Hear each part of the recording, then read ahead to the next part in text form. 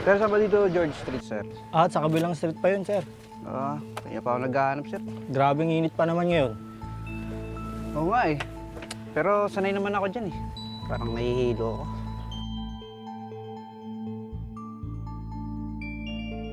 Sir, sir! Nangyari sa'yo, sir! Sir! Ang heat stroke ay maaaring magsimula sa simpleng hilo at sakit ng ulo. Ngunit kapag napabayaan, maaaring humantong ito sa pinsala sa utak o kamatayan.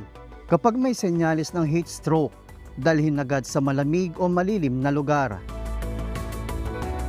Palamigin ang katawan. Painumin ng tubig kung may malay.